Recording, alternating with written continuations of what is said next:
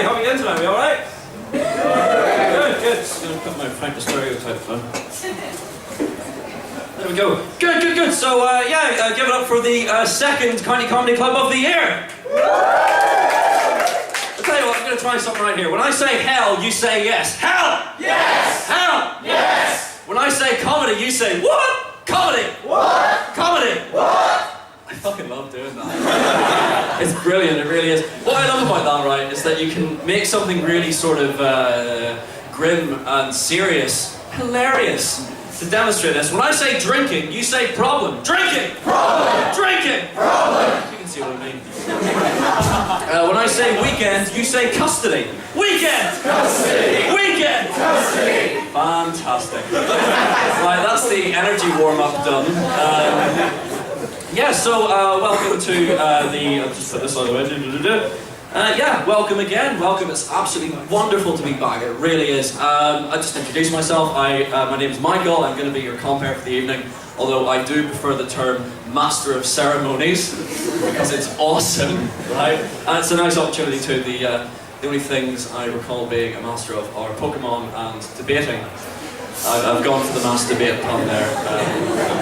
Always start on a strong joke.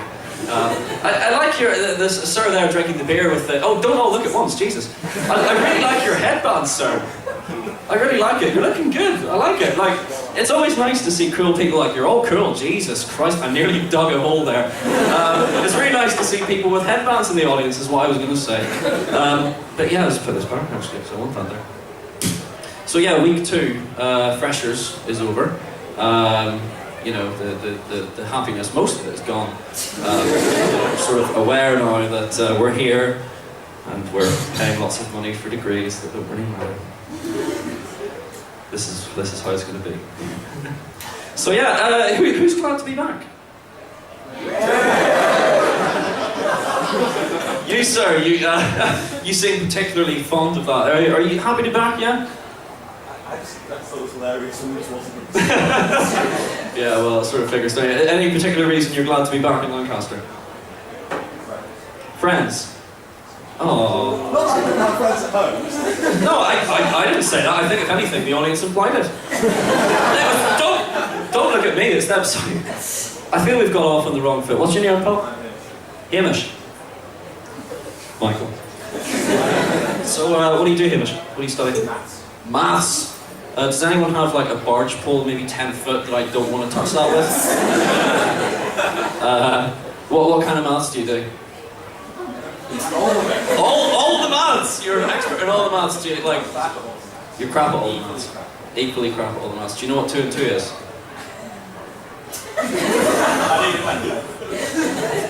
We have a pen and paper somewhere. Do we reckon Hamish can solve this problem? Sorry to put you on the spot, mate, but I'm intrigued.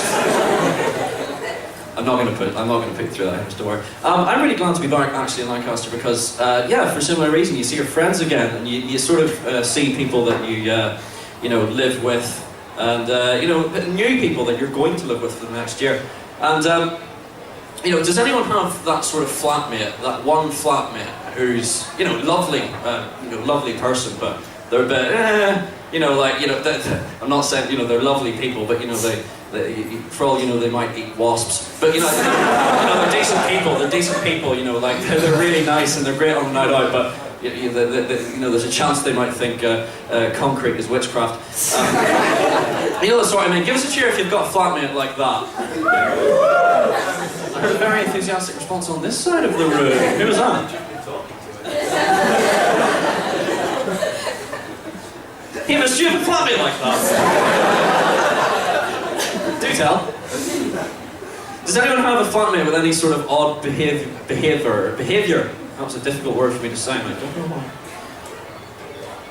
Right, okay, very comedy gold mine. Watch out, it's going to collapse. I've got a flatmate like that, actually. You know, people say that they have houses that are like, oh, it's a bit crazy around here. You know, one time we drank some tequila and sent Snapchats of the toaster. You know, I'm talking crazy, like genuinely sort of unsettling, right? Like, how many of you have ever been like cooking eggs at 2 in the morning in your pants, like, just in case I wasn't coming across as sexy enough already, right? when one of your flatmates comes in hammered, right, and sits down and tearfully, genuinely tearfully asks you, Michael, what about the boats? And then passes out. What kind of closure is that to that conversation? Jesus Christ. He woke up the next morning, I tried to get him there, and then I said, what about the boats? What about the boats? But he wasn't, nothing from him. I asked him the next day, I said, Tom, are you going to tell me what about the boats? And he said, I have no fucking idea what you're talking about. So, like, I got my funnel and I crammed it in his throat and got all the vodka I could find. And I'm saying, no, you're going back. He's saying, Michael, you don't even, why are you doing this? You don't have a boat. And I said, no, I must know. And he's dead. But yeah. I think this room's sort of sufficiently warmed up now. What do you reckon? Maybe I'm wrong.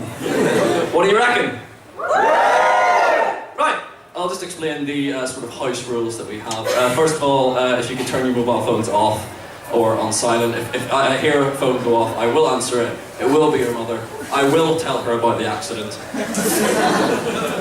She'll be the first to know. Also, if you could not talk to the axe, or heckle the axe. If you want to heckle someone, heckle me. You know, I've got shit hair and my mum's fat. And I actually think that's about it. So, what do we reckon? We ready for our first act? Awesome. Right. You're going to be sort of an assistant here. In a minor capacity, don't worry, don't get too excited. Basically, you're going to be the sort of epicenter of applause, right? So could you just on 1, 2, 3 try a round of applause just yourself and see how that goes? I just want to see if you're capable. Right. So, 1, 2, 3. Oh, right. That's like, Jesus. I don't know why, but the only thought going through my head at the minute is this guy must be in the army. Do they teach people to clap really loudly in the army or something? I have no idea. Are you in the army? No mathematicians in the army. Can you not clap quietly? Like an opera where people are like, yeah, it's quite very good. Probably shouldn't be doing that. But yeah, so basically you're going to start us off, and then basically we're going to go through the room and then get loads and loads of energy and excitement for our first act theme. Can we try that out on 3, 2, 1? Right? Sorry. On 3, 2, 1. I thought you were a mathematician, Fred. I thought you were on 3, 2, 1. Can we try that again? 3, 2, 1. Excellent. Keep that energy going for our first wonderful act of the evening. This is Beccy Websdell.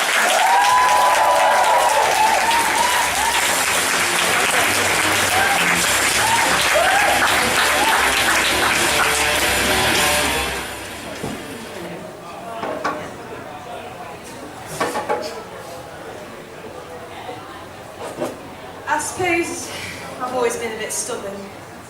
For a significant portion of my early life, my main ambition was to be a Pokémon trainer. But no one can let me have that brief moment of infantile bliss. Now, I remember someone took me to see like a figure skating show, you know, under the assumption that being an impressionable little kid and immediately want to be like an ice skater. I wasn't an impressionable child. At the end of the performance, I remember said adult turned to me and said, "Well, Becky, what do you want to be when you grow up now?" A Pokémon trainer. Get it through, you fucking skull. I remember when a teacher scolded me at school for refusing to eat a banana because it had gone black by telling me about a princess that lived in a tower far, far away, and she only ever ate black bananas because they made her beautiful. My response involved a rejection of the monarchical system and of false gendered stereotypes, and a splat of banana over her shoes. Then there was quiet time. And I find it quite funny how people who think they're somehow hierarchically advantaged still use these weird comparisons. I remember when I was about 16, I was ready to get a bus to get to college, and I had to bang on the window because he was about to drive away. And when I got on, the driver turned to me and went, "Wouldn't be able to do that to a jet taking off, would you?" And I said, "No, but this is a bus." He threw me off. See, I don't have much patience for people like that, you know, people who make mountains out of molehills or jets out of buses, or people who claim to have seasonal affective disorder.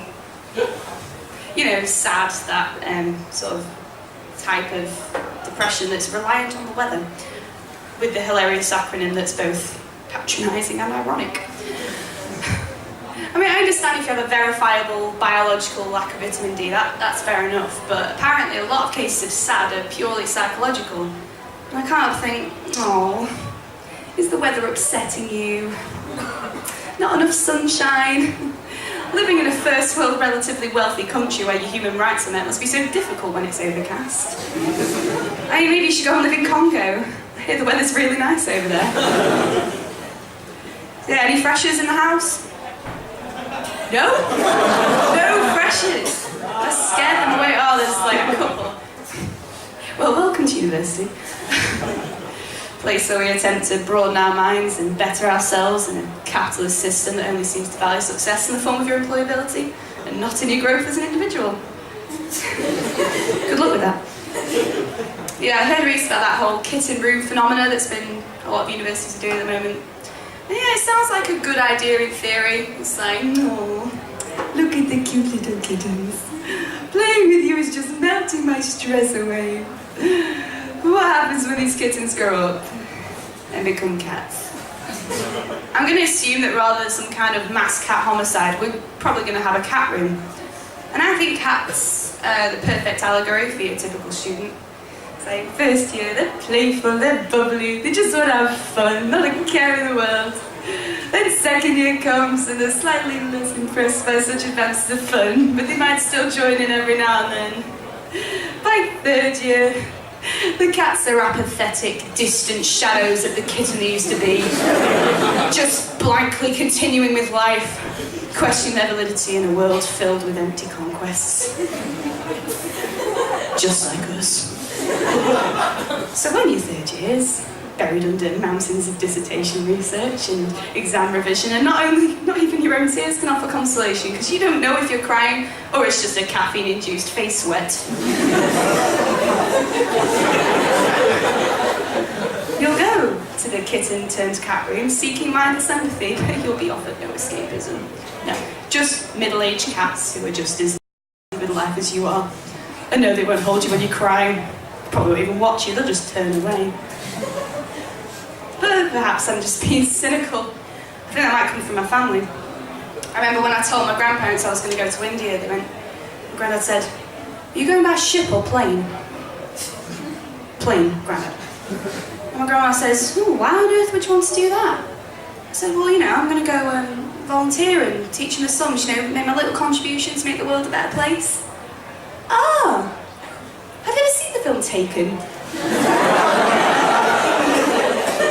"Thanks, Nan." Yeah, some as you might have already guessed, I don't know how to pull. I can't flirt, unless it's a kind of, you know, unconscious flirting you do when you actually attract someone. Conscious flirting for me is impossible. And it probably looks something like this.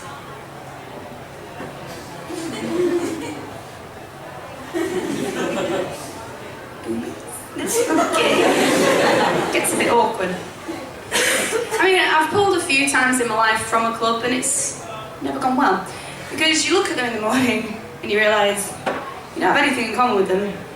You're not nearly as attracted to them as you were after 7 tequila shots. And you probably only really got with them because you didn't want to waste all that effort they're waiting to shave your legs and your minge. Otherwise, after all that fucking effort that you did to make yourself look all sexy, or as sexy as I can manage, and then I don't fall, I'm left to wander home, alone, disappointed with the amount of effort that went into the night without any significant payback, and watch Fawlty Towers, drunk, and alone, again. Yeah, the frustrating thing about clubbing though is, especially after tequila, you don't remember anything from the night before. Well, you do, but it's as if someone sort of pressed mute on the video and bits of the film were missing, so you can vaguely remember who you were talking to, but have no idea what you were saying. So the likelihood is you were chatting absolute shit all night, as usual. And apparently, the laws of language don't really apply when you're on the dance floor, so no means yes, I have a boyfriend means I'm single, and leave me alone means please press your dick against me. So yeah, I mean, sometimes, and bear with me, sometimes people go out just to have a laugh with their mates and get drunk and don't actually want to have sex with you. Shocking, I know. Yeah, I was recently called rude by a reliable source. I walked past a building site. Silly me. I should have realised that I have a vagina, so I'm not allowed to walk around in public unsupervised. Oi, fuck your fit, wanna bounce on my cock, gorgeous? He said that, not me. And my response was this. And he went, rude. Excuse me, I'm sorry, I forget myself. Is the correct etiquette to suck your cock or a tit wank? I'm sorry. I obviously wasn't raised properly. The cars and vans, they're always fucking beeping, and no, I don't find it a compliment. I find it a significant portion of what is wrong with patriarchy. But, you know, recently they're just shocked when you don't respond. So recently there was a car with a load of blokes in it, and they drove past me and beeped. And out of years of experience, I didn't turn to look at them or shout back, because I know that that's just what they want. But nevertheless, this obviously upset them because they went out of their way to drive past me again. This time shouting, "Get your tits out!" I didn't. But nonetheless, they were laughing their little heads off. But what they didn't realise was, they were approaching traffic lights. Advantage Becky. So as I was walking towards them, they seemed to have lost the nerve a bit.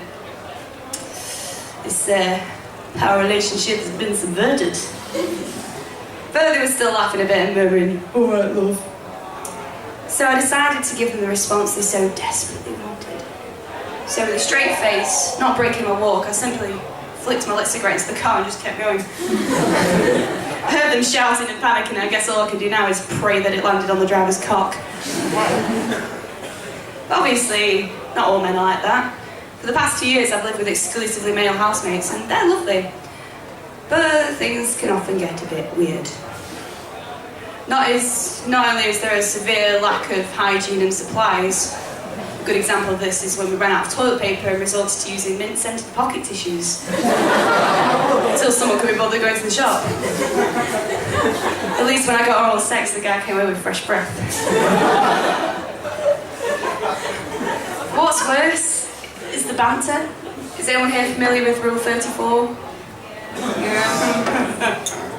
Yeah, it's the concept that if it exists, there is a porn of it. It's not a concept, it's a fact. And me and my housemates, being the great friends we all are, never cease to find new porn to warp each other's minds. Life's never really the same once you've seen a woman get fucked by 3 pterodactyls.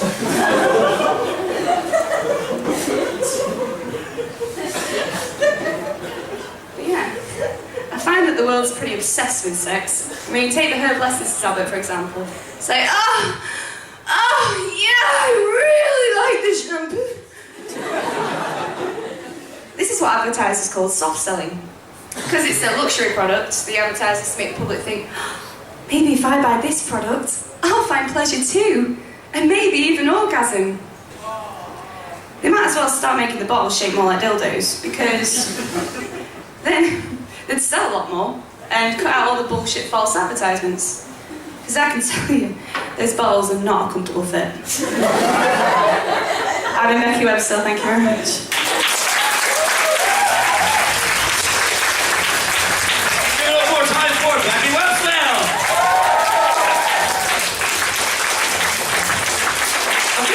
On the stage there's like all these flakes. I don't know if it's like biscuits or leaves. I'm not wearing my glasses. Does anyone want to taste? Okay! Becky touched briefly upon flirting there. I recently quit flirting. Much in the same way that one might quit something that is bad for them. I'll give you a genuine anecdote about something that happened to me over the summer. This was in Belfast, and I left a Spark, so I was buying some cigarettes. And you know, I'd had a few beers. I was heading to this place, which was 100 metres down the road on my left, right? And I saw this girl that I thought was very pretty and I liked the look of, so I thought to myself, right, you're feeling a bit bold tonight, you should maybe try and strike up a conversation with her, right? So I did. I went up to her, and for lack of anything better to say, I said, "Oh, excuse me, do you know? I'm not really familiar with the place. Do you know where the Empire Music Hall is?" And she goes, "Yeah, I am actually." Points to my right. It's about a kilometre that way. I walked a kilometre that way. I did. There's no joke. There's no punchline here. I walked a kilometre in the wrong direction because I was too awkward to start a conversation. Thank you. It's really nice of you. She also touched upon Pokémon briefly there. I was having this conversation with my flatmates the other day about, have you ever had this conversation about what Pokémon you would be? Anyone? Yes. You have. What did you reach a conclusion? Sorry, what's your name? Ross? Hi. What conclusion did you reach? I can't remember. You can't remember? Oh, comedy. Gold, man. No, I think I pretended to be one of the Charizard. I think he'd make a good Charizard. I mean, he is a 6 foot tall, fire-breathing dragon. But I think that would be good.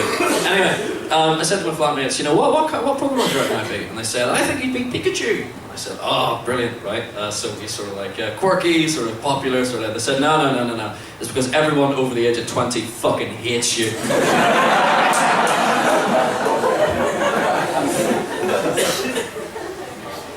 But yeah, I think, what do we reckon? Do you think we're ready for the second act of the evening? Awesome. You're going to be our epicenter of applause this time, Ross. Can we give a practice on 1, 2, 3? 1, 2, 3.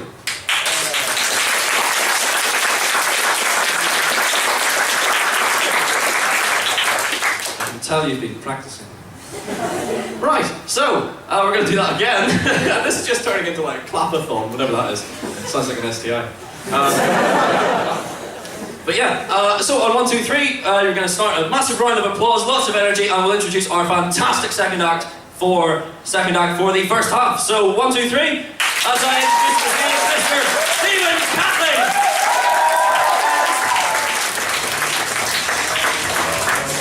Alright, Lancaster.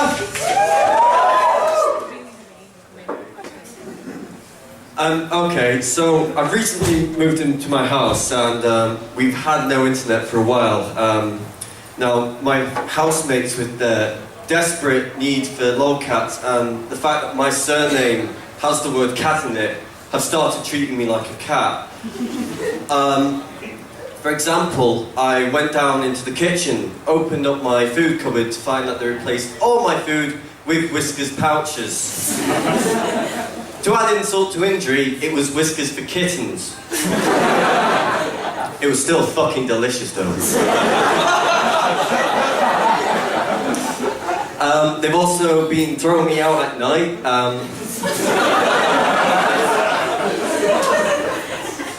I had to shit in the landlord's garden because I couldn't wait to get back in. I mean, on the one side, his garden is improving and he's winning awards, but I'm fucking losing my humanity.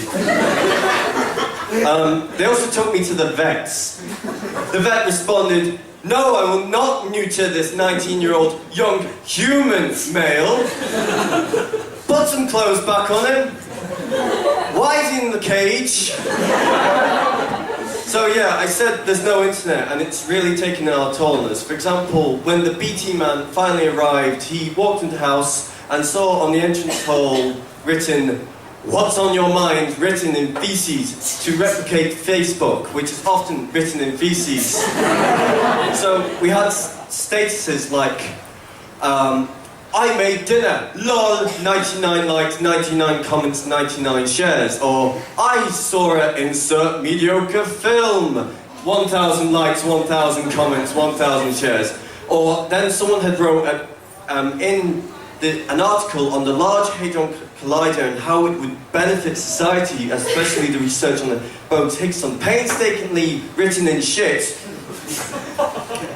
No comments, no likes, no shares. For fuck's sake, it took me a while. It's not even my major. And then another had posted a picture. Started writing our comments with the compass. Then as we got angry, we started using a knife, which was still in the wall at that point in time. We also missed Twitter, so we started following people.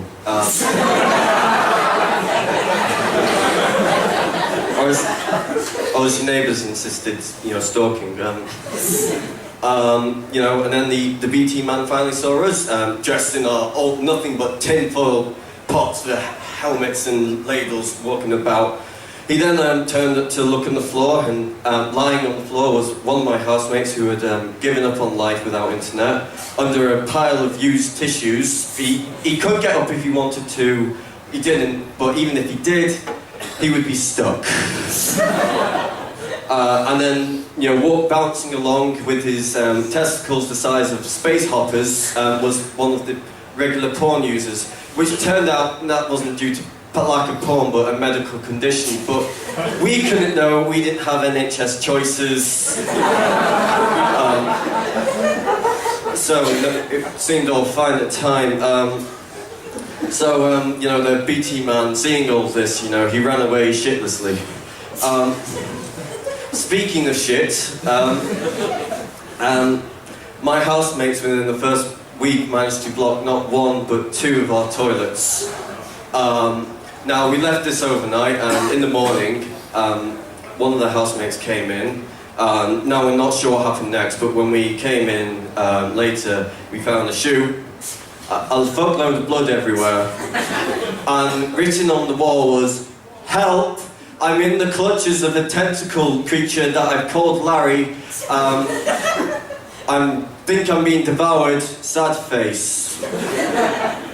Now, I appreciate the fact all that time he did to write his comment, but that was time he should have been using, fighting to save his life, not writing on the wall, which is a very ineffective communication in that period.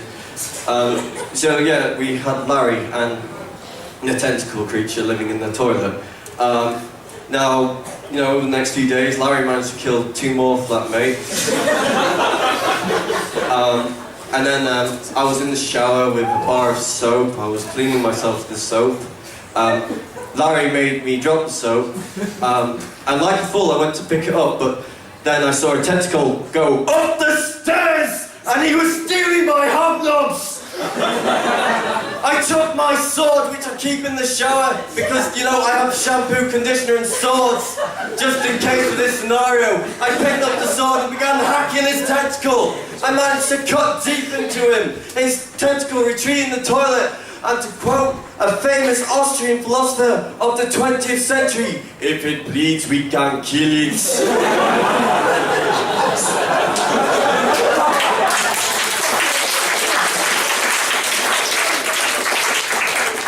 Gathering my remaining flatmates, except the one that's covered in tissues, we gathered all our submachine guns, rocket launchers and toilet duck, and we ventured into the sewers. We thought we could destroy Larry. Larry was much stronger than we thought at first. So I sent them on the retreat. I'm like, "Fly, you fools!" And I looked at Larry dead in the eye, which is very difficult because he had no eyes. I looked at Larry, I took off my jacket to reveal the suicide vest of toilet duck, and I screamed at him. I said, "You shall not pass!" Blowing myself up, killing Larry, now bobbing up in the sewer, bobbing up and down, thinking, I should have got a plumber. It's too late to get the deposit back now. The landlord shouldn't mention about this. Anyway, I died that day. Now many of you thinking, Stephen, you can't be dead. You're talking right to us. But that was Stephen the Great. And I am Stephen the Black. And I shall truly use Saruman like poison and John from a wound. I've been Stephen Catling. Thank you. Good night.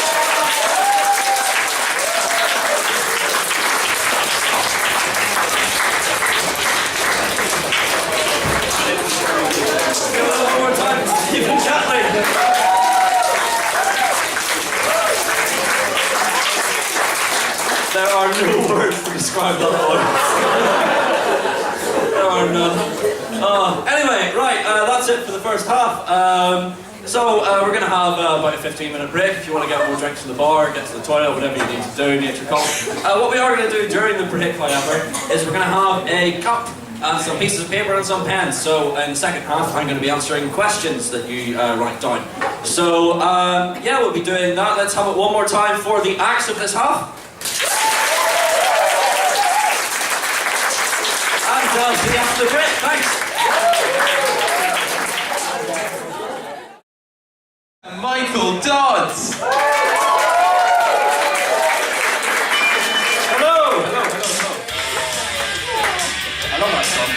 So, we all get a break, yeah? We've all had our drinks and got our, well, I should have said had our peas and poos and had our drinks, really, shouldn't I? Oh, evening's ruined. No fun for anyone. Yeah, I figure I should answer a few questions now that you people have given me by the bundle. Okay, let me see, what do we have here? Has anyone really been even as decided use even go want to do look more like? Yes.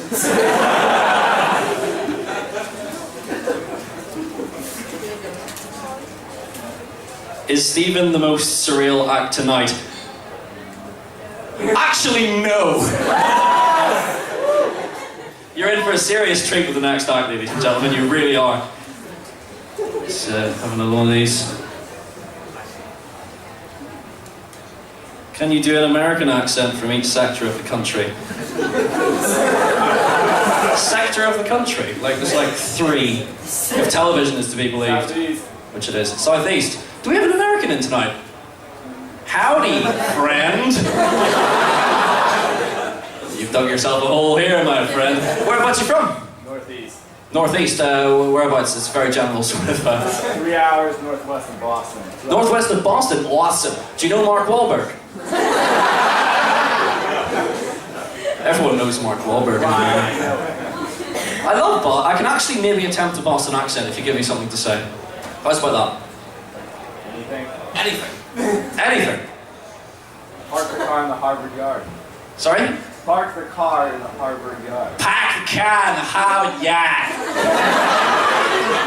I think that warrants a round of applause. Anyway, welcome, my friend, all the way from America. I hope you're enjoying the show. Let me see. Boston. What about the boats, Michael? Are you trying to break me? You know, the feeling that might happen, and yes, it is upsetting. No, I don't know about the boats. I wish I did, but the man is dead. Unless it was a message beyond the grave. Ooh, that was my ghost noise, that wasn't me being afraid. I'm never afraid. One more. Someone has really wrapped this one up, it must be special. What opportunities are there for working with Pokémon? Right, okay, I'm actually an expert. Obviously, well, being massive, powerful creatures that they are, you see this sort of world on television and in the video games, but it's actually a horrible place to live, full of basically mass destruction and lots of death. So sort of humanitarian efforts to sort of clean up the mess that friend Charizard, whatever she's got, big fire, lots of dead people, lots of dead Pokemon trainers, they're their friends. This joke is going fucking nowhere. That's what you get for trying to talk about Pokemon at a comedy gig, god damn it. Right, okay, one more. And then we'll introduce our third act. Which celebrity do you despise? Good question. It's actually very difficult for me to answer that because I don't really follow the world of celebrity, but if I had to say someone, it would be Mark Wahlberg. I just don't like his accent, or where he's from. I'm sorry, that's so hard. Welcome to the United Kingdom of Great Britain and Northern Ireland. Anyway, I think the time has come to maybe introduce our third act for the evening. Thank you, I've taught you well. So, you know what, I'm going to try something I've never tried before. Cocaine, but that's for later. We're going to Okay, we need cheerleaders on both sides. I'm going to choose the first person on each row. We have Jak. I know his name, I'm not going to lie. And this gentleman here. What's your name, friend? Sorry? What's more? Dominic. Dominic. It took me a while, didn't it? I'm sorry, Dominic. So basically what you're going to do is on the count of 3, you're going to start a massive round of applause, which is going to go right through the room and get loads of energy for our third act, who is fabulous. So on the count of 3, 1, 2, 3, we'll practice that. Yeah, that sounded pretty good. So we'll do that one more time on the count of 3, 1, 2, 3, and keep that energy going for our fabulous third act, Mr. Ed Colley.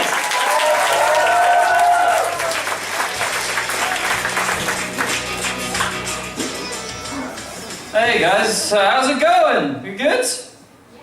Woo, that's nice. Oh, it's my birthday today. Can I get a cheer for that?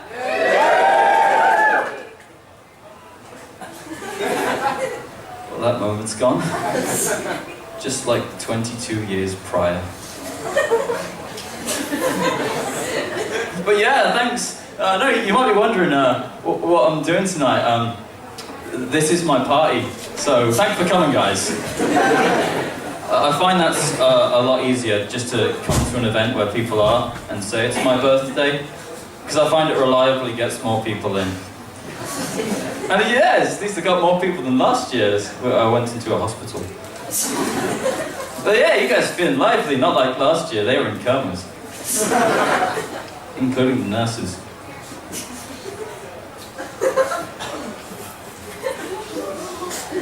But yeah, that's fun. Hey guys, I've also been trying to do surprise parties for myself. It's basically where I just go up to people and just shout surprise, and then I expect gifts in return. I've been trying to do it at like tunnels of love, because I feel that's where the best feelings of well-being are, but they never want me involved. Also, it's very hard to find a tunnel of love in October.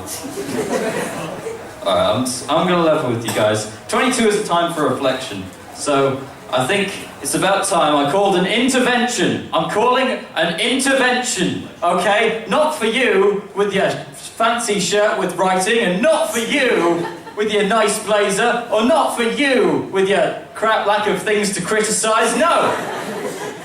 It's an intervention for me, because no one else is gonna throw it for me. So yeah, let's get on to this list. First off, I'm not drinking enough. But I remember too much. I mean, I remember last Tuesday. Like, nothing happened last Tuesday. Why do I need it? Like, what's happened? I got up and I made some toast, and then something with a debt collection and don't know where my sister is. Nothing happened on Tuesday. Secondly, I need to start doing charity work, but as you can see, I'm a very busy man. So I need to do it efficiently, so I'm trying to get as many charity shakers as shaken as possible to get the maximum number of charity in. So I've decided that the most efficient way to get charity shakers is to attach them to a four-legged creature. I find a horse is the most effective because it's kind of got the height and the speed. So I'd attach one to each of its 4 legs, so it's got the charity shaker, and I'll ride atop it with 2 more, and we'll be a charity shaking creature riding along. But then I think, why am I involved? Maybe like something with more legs, like an octopus or a cat. And that's absolutely fine, because then you can have 8 on top, and that's including the cat, because cats can hold 8, you just gotta believe. So then you're riding along and it's jingle jingle neigh, jingle jingle meow, jingle jingle ink. Yeah. The third thing I need to sort out in my life is the fact I need to exercise more. I think this is something, because I'm not going to run away from my problems if I don't exercise. Because if I just sit at home and watch Police Academy 2 every night, it's not going anywhere. I've checked. It's not omnipotent or omnipresent or any of that. If I leave it, it's gone. And then that means I can have a chance of running away from Police Academy 3, the bastard. Just gonna lie on the floor, guys. just like Christmas. And at Christmas, I turn on the Queen's speech, and I say, "Hi, Queen. How come we only chat for 5 minutes every year? I never get to hear about you. Like, when did you learn to parachute? I wonder if she can feel it when I touch coins."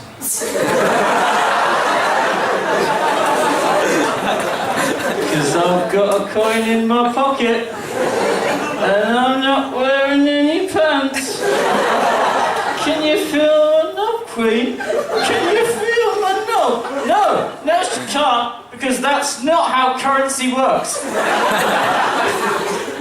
It has implied value in a monetary, and it works in a society as a value for currency, but it also creates an impartial society which has problems. How do I know that? Well, thanks for asking. The Queen, she's on all the money and has 2 birthdays. I'm on none of the money and have 1.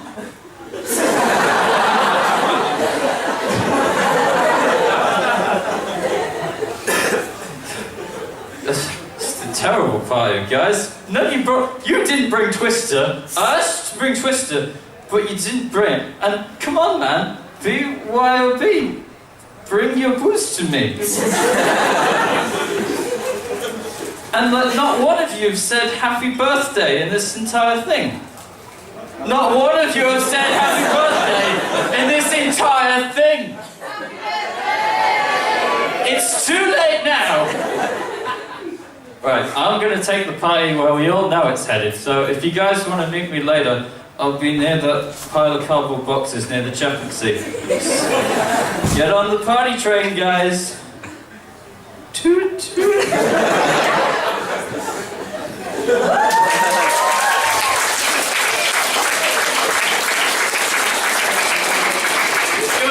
Give it up one more time for Mr. Ed Colley.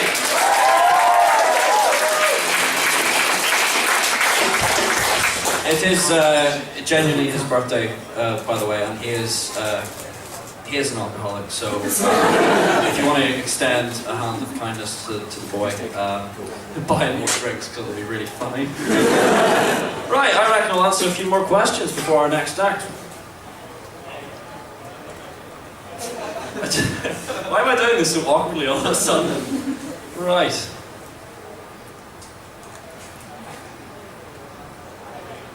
Do you believe in love, Michael? Do you believe in horoscopes, Michael? Nope. A lot of one-word answers tonight. Help! My birthday cake has turned sentient and has a murderous desire to wed me.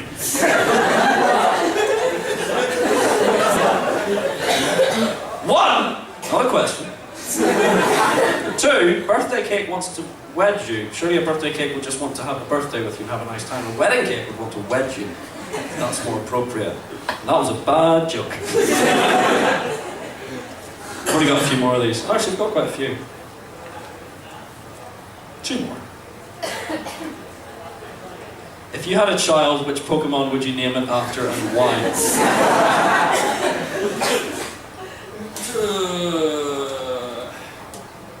Does anyone know Grimer?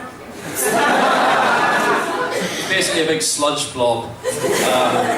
And I'm naming him that because honestly that's all I think my loins could produce. Just a disappointing slab of slime. History repeats itself. Right, one more before we bring on our final act for the evening.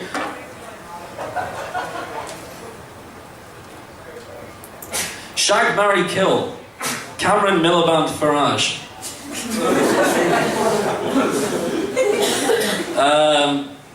I'd shag Cameron because he fucks me every day. I'd marry Farage because that would make for some interesting Christmases with the European family. And I'd kill Miliband because he's left.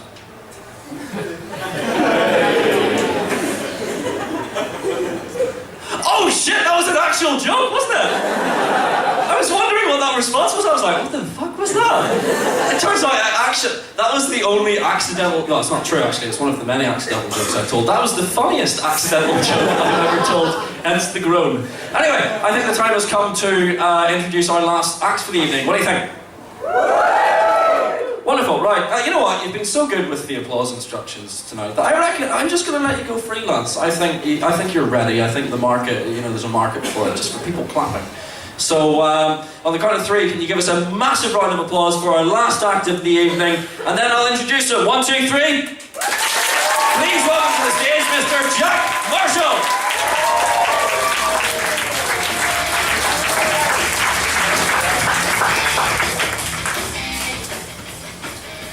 Lovely.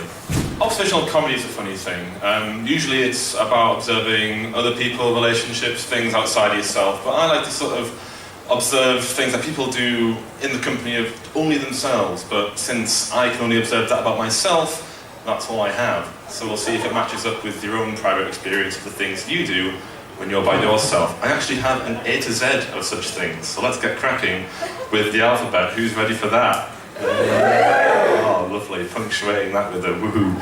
So let's get going.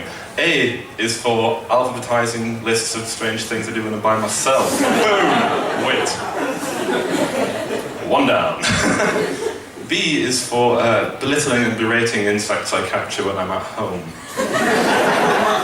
I'm not a killer, but I like to assert my authority in another way. I get the insects in the glass and I say, "Go back to the hive!" and let them know that this guy has agility and you cannot escape. Get out of line. So I'm actually terrified of insects. C is for cornering pigeons. Because it's a wonderful thing. If you get a pigeon between like a right-angled wall like that and you're sort of stood between the pigeon and the wall, the pigeon will see you and be terrified and fly towards the wall. Become scared by the wall that it's colliding with and then turn towards the other wall, become terrified. Pigeons have terrible memories, so it will turn back towards me, get scared all the while it's flying, it's rising, and we get this like lovely pigeon cyclone. 1 time out of 10 anyway, and that's why I practice that alone. D is for dodging sources of light. It's like a stealth game I like to play with myself, so I try not to be caught in the headlights of cars, lampposts, or the occasional torch. I defy any of you to get from here to Lancaster town without being caught in lights. Best game ever. E is for evaluating the toilets of friends I visit when they have me as a guest. If I'm not interested in coming to your birthday pie, it's because you're a 3 out of 10. Get that toilet brush replaced, my word. F is for fart faces I make gratuitously on my own, which I'd never make in public. Everyone's familiar with the ooh expulsion face, but maybe some of you will be less familiar with the I am intensely aroused by the scent of my own farts face. Just like a mama used to make. I half-heartedly apologise. G is for going on the phone whilst talking to your loved ones. Makes for a lot of good relief and entertainment. H is for the head roll from the opening credits of the sitcom Fresh Prince of Bel-Air when I'm visiting friends. So when you knock on the door, there's a brief time period before you answer the door where I can only think to do this.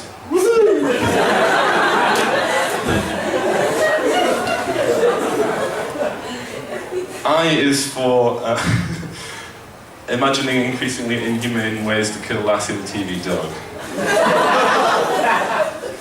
Now there's a reason for that, and it's because no matter how hard I work in my life, I estimate quite accurately that I will never have more fame and success and glory than that TV dog. My life will fade into misery, and Lassie's name will continue to live on, which makes me incredibly angry. And this has evolved over the years, and my hatred, my vitriol. I used to daydream that I had sort of Lassie sort of under my arms at my will, and I'd just sort of throw her into traffic and watch the ensuing bloodbath. But there's only so many times you can imagine that before it loses its sort of vitriol. So the second stage of my madness is I've got Lassie again, but instead of making her look out onto a busy road, I'm in some sort of aircraft and I'm sort of leaning over so she can see the clouds. And then I just limply let her fly, watching her limp, lifeless body sort of drift down into the clouds. Which might seem psychotic and weird, but it kind of lacks a certain bloodlust because you don't actually get to see the splat. So this is kind of where it's getting to now, where instead of holding the dog sort of like this, what I actually have is the head between sort of in my knees, kind of like locked, like a sort of like a wrestling suplex move, and I've got Lassie's sort of hind legs up on my shoulders. I'm still in the aircraft, and I kind of do a jump, sort of spinning jump. I do a sort of a suicidal pile driver through the clouds, killing both Lassie and myself in the process, shouting "America!" So is that just me? Okay, that's a me one. J is for jousting with keys. Makes the usually mundane act of opening the door to your house much more exciting. For bonus points, I like to pretend that I'm being chased by a psychotic murderer. This adds a bit more excitement to those lonely walks home. K is for curb surfing. Now, curb surfing is it can be described 95% of the way by the following motion. And the other 5% is unnecessary road traffic accidents. L is for laughing at the tasteless jokes that I snubbed earlier in the day when people tried to tell them. Because I privately enjoy them. So I'll give you an example of a joke I would never laugh at in public, but one which I giggle uncontrollably at when I'm at home. So here it goes. A wife comes home to find that her husband has surgically enhanced the size of his member to gargantuan proportions. It's sort of hitting the floor. It's like boom, like that. He had not told her a damn thing about this. I wouldn't say that she was surprised, but it was a lot for her to take it.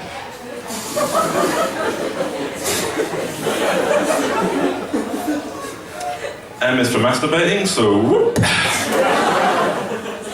N is for nasty masturbating, which is like masturbating but involves chili powder. I would tell you the details, but it's more fun to find out for yourself from experience.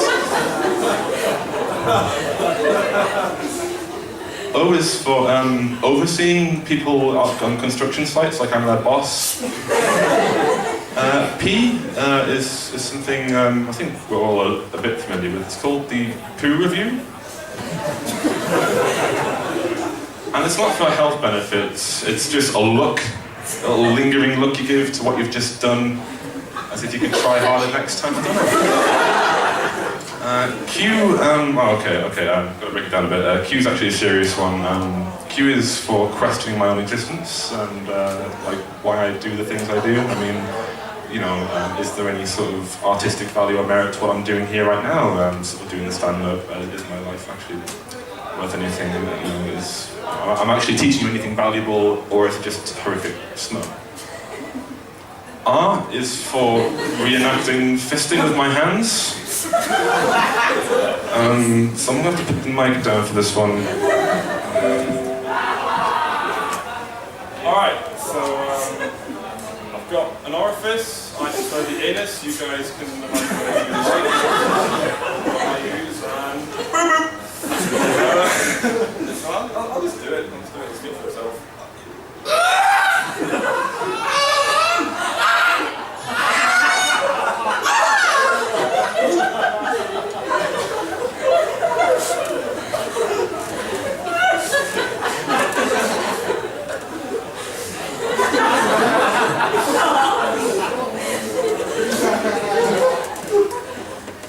S.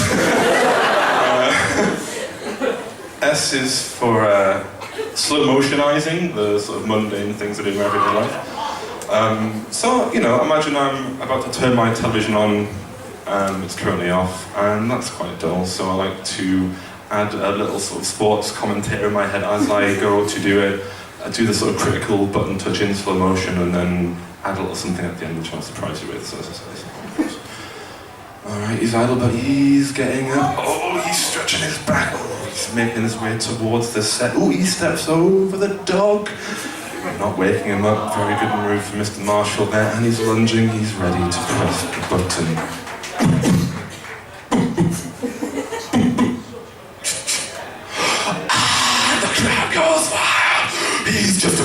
task. He's in for a lovely night of entertainment, that is. T.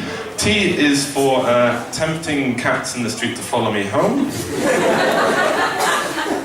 It's a victimless crime with no real end game. I'll just have somebody else's cat in my house.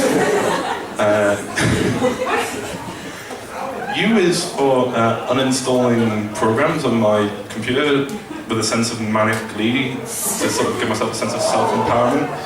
Like if you're having one of those days where no work's getting done or you've just had a bad day and you're in front of your computer, just find that little file on your computer that says paint.exe and just blitz the shit out of it. It makes you feel like a boss. Trust me, trust me. V is for viewing sort of distant destinations and vistas with an imaginary eyeglass. Like one of these. Ahoy. W is for wandering through crowds with a sense of purpose I do not have. When I am separate from my friends, do not know where they are and do not know where I'm going. It's just avoiding being stationary at all costs. X I've cheated on. X is for crossing out things on a to-do list, which is entirely comprised of things I know I've already done. To give my sense a feeling of false productivity. And even if you've done nothing at all, you can create something that you've already done by getting a piece of paper, writing 1, and put next to 1, start to write to-do list. And you can instantly cross it off, and before you know it, you've completed a whole day's worth of work. Y is for YouTubing instructional videos telling me how to do things I should have learned how to do when I was 14, such as boiling an egg, changing a light bulb, and knowing or caring anything about league football. So that's right. And Z, finally, Z is for something I like to call the Zorro maneuver. The Zorro maneuver can be done with anything that comes out of a squeezy tube. So if you have some tomato ketchup and some chips, you can go Zorro. If you have an ice cream and some lovely sort of flavoured sauce, you can be like Zorro ice cream. If you've got a toothbrush, a more delicate operation, and you've got some toothpaste, you can go Zorro Dentistry. And Currently Comedy Club, that is precisely why I never wear a condom. So you've been wonderful, thank you very much.